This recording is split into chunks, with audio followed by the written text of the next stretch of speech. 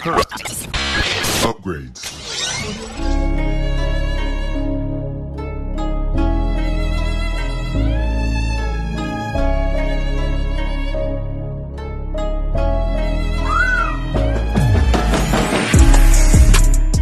Hey everybody, this is Jorge, and I am here with the amazing cast and director from the new movie called Meet Cute in Manhattan. Um, I'm just gonna go off and start saying it. This was definitely one of my favorite rom-coms that I've seen in God knows how long, and this is one that I think is really gonna make such a huge difference in this market. It was just so well done. Like as soon as I finished seeing it, I already knew that this is going to be something that's going to be like in my Rolodex of rom-coms. So, first and Yeah. foremost, just like hats off to you guys. Yeah. Great, stuff. Had just a few quick questions for you guys. Just kind of wanted to get your guys' thoughts. And I'll kind of go in order as you guys are lined up here to make life super easy. So first and foremost, Karen, had a quick question for you. So this movie uses such a unique narrative, kind of telling the story, and it's almost like a story within a story, with Jason's character trying to, it's almost like that Inception weirdness, Just kind of wanted to get from your take, like how did you go about that process and how did that actually come to be? Because while watching the movie and you're seeing it, it's such a unique take on something that, at least me personally, I've never seen done before in this type of genre. Yeah, I think one of my favorite scripts of all time is The Social Network. I love how they use the framing device to tell that story. And Terrence and I spent about 6 months writing together. And through the course of that process, it was actually like 2 months before we started filming. I had this like total realization that the film is really about him and his journey as an Asian actor, like not getting the roles he wanted. And Terrence is an incredible pitcher, like the film would not be here without him. It's incredible. So I really wanted to like play into his strengths there and like use I love meta stuff. I'm Gen Z. I feel like there's like another layer of like postmodernism with Gen Z. So yeah, I also have never seen a meta rom-com in Yeah. this way. But the main inspiration for the script is 500 Days of Summer, like from a distinct perspective and uh, using the meta tropes, like the expectations versus reality scene I love in 500 Days. So yeah, that yeah, it really feel like when I was like, we should have this framing device with the pitch meeting. I was like, I feel like I know what the movie is now, especially when Terrence wrote one of my favorite scenes in the film, the first scene when the producer is asking him about uh, like it being an Asian-led rom-com. I Yes. such a great job with that scene. No, that's awesome. And I will say, yeah, the one of the things that I loved in the opening of this movie was seeing all the times that you kind of see both the main characters, Nora and Jason kind of like crossing paths. It was so like serendipitous to me. Like I loved it. So the way that that was done was Thank amazing. Yeah, that Um, n- was about while we started filming because I was like, we have to show off New York. So I It's so New yes. also, York. You're always passing somebody that you don't know who you're yeah. passing. Yeah.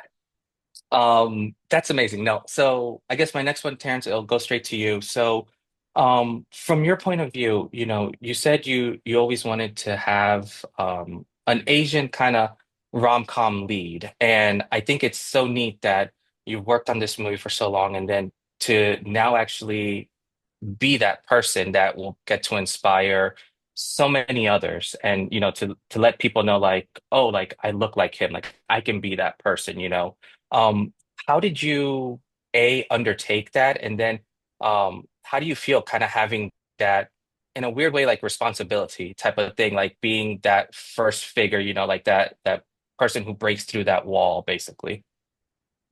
I mean, I think the biggest thing is if you want to work in film, I always say you have to be a little stupid. You have to do the perfect amount of stupid. You have to believe enough in your dreams, but also be realistic enough to know how to achieve them, right? And same thing. I think this film is one a labor of love, but everyone that worked on it, I convinced them one by one, like, hey, this is something that's worth doing, right?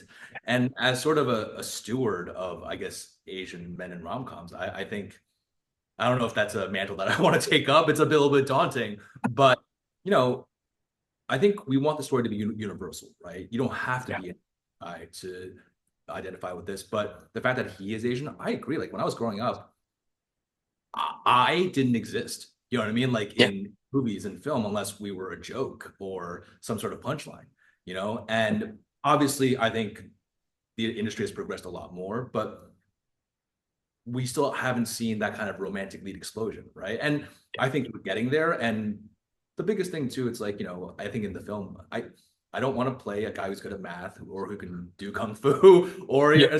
it's like, you know, like he can just be a guy and he happens to be Asian, you know? Yeah. And I think there's so many New Yorkers that like every New Yorker has a dream, right? No one comes to the city like, well, you know, New York seems fun. Like, you know, everyone's here to try to do something great. And Yeah. that's what every character in this film is. So yeah, I hope that resonates with people and thank you for feeling that way. Yeah, no, no, no. It's something that that I caught on, and it's growing up, I kind of feel the same way. Like when I looked at film, it's like the Spanish person was always like the drug cartel guy or the bad guy. Like so, I completely understand that, and I love that you're able to do that.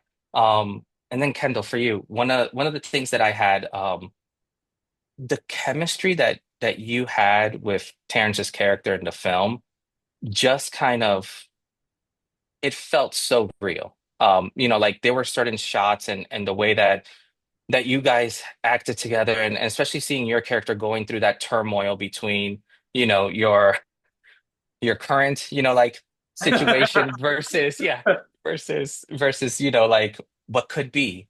But I guess for you, it's like, how did you get into that ability to be able to, because there's certain scenes where like just looking at the way it was shot, just looking at your eyes, like you can see so much love behind them. And like just looking at some of the glares that you were giving and all this, it was one of those, things where you were acting without doing anything. Like there was no words, there was nothing, but you can feel everything you were doing.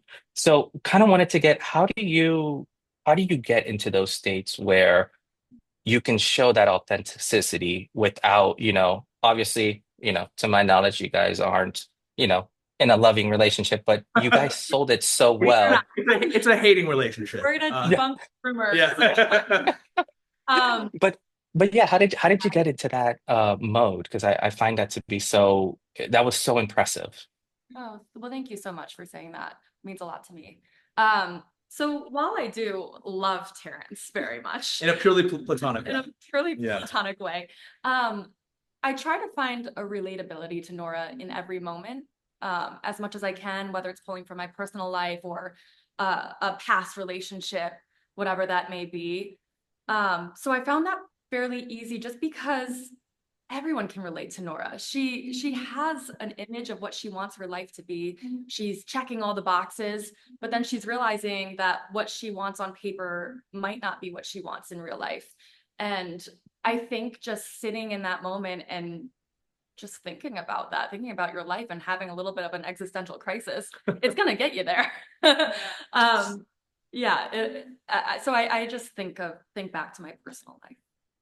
I And love it. No, just a note, like Kendall is such a tremendous actress. Like every time yeah. she's on the set, everyone just sits up a little bit straighter because like, all right, the pros here, you know what I mean? Like we all got to get up to her level. Right in It's fame. I love it. And then just final question for all of you guys. If you can, because I know New York plays such a vital scene to this movie, almost like its own character. If you guys can just give me one word to describe New York to you guys, what would it be? One word to describe New York, wondrous. It's Okay. really a wondrous city. Yeah. I mean, there's no city in the world like it, and that's why I call it home. I think the energy, like, or a positive, like, it's like the best city ever. I went to college here. I love it. Like, Gosh, one word is really difficult, but one word to describe New York City, I would say chaotic. Yeah. I love it. I love it. Well, no, that's You know, I will say, not to, I will throw out the credit where it's due, but just want to let you guys know this movie is fantastic. I know sometimes when people produce stuff and do stuff, you always want to know if it touches people or if it does something. I know it means a lot to you guys, but at least from someone who's seen it, just know that this movie was spectacular, and I am So much. truly, truly honored to just be able to I've seen it early, to be able to talk to you guys. Like, I wish you guys nothing but success. And to all the viewers watching, this, please make sure go see this. Comes out in March. Meet Cute in Manhattan. Phenomenal film. You will not be disappointed. That's for sure. But thank you guys so much for your time, and we'll Thank you, definitely be Jorge. talking later. Thank you. Perfect. All right. Bye bye.